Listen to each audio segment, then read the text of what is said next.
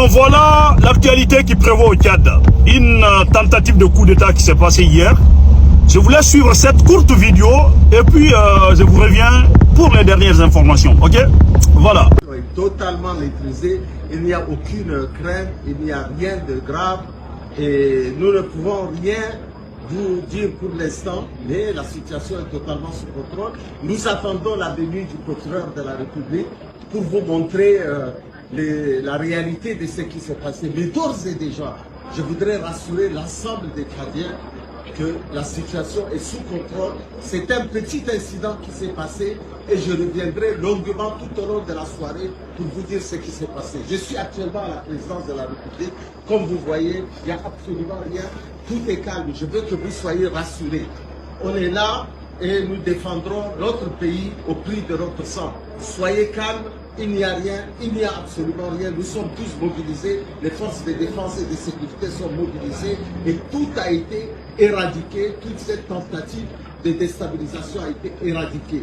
Soyez à l'écoute, restez fermes et je reviendrai pour vous donner plus de détails. Vas-y, en arabe. Ils sont entourés des militaires dans un calme total. Et nous avons préféré faire un direct pour vous dire que nous sommes mobilisés pour défendre la patrie et pour défendre notre président.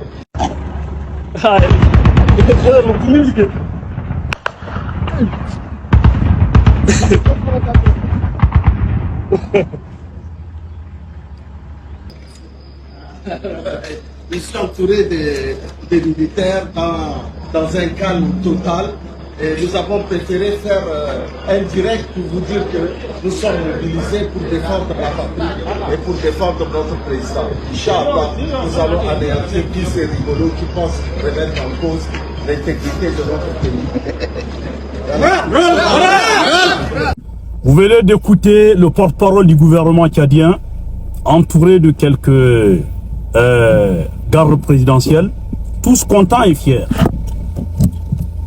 Et si je ne me trompe pas, il est en même temps le ministre des Affaires étrangères. On nous apprend que cette situation a éclaté hier soir.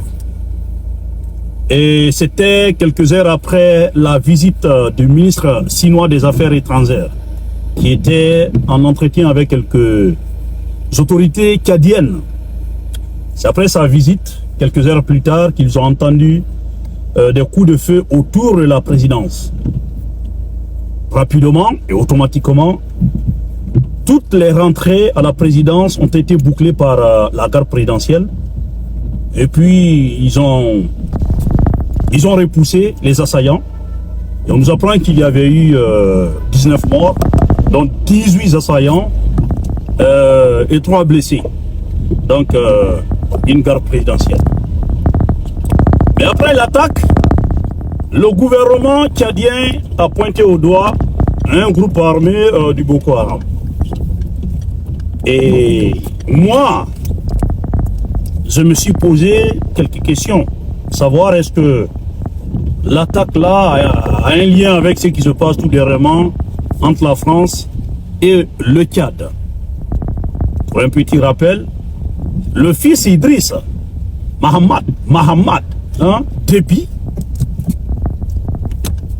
est venu au pouvoir après la mort de son père en 2021. Disons, il a été imposé par la France. Ouais. Il a été imposé par la France. Il était à peu près le bébé gâté de Macron. Mais tout finit en rattrapé. Vous vous rappelez lorsqu'il y avait eu les autres coups d'État dans les autres pays, le Mali, le Burkina et le Niger, ces coups d'État ne passaient pas du côté de la France. Ça ne passait pas. Par contre, du côté du Tchad, c'était normal. C'était normal. Comme tout finit par rattraper, on a vu l'annonce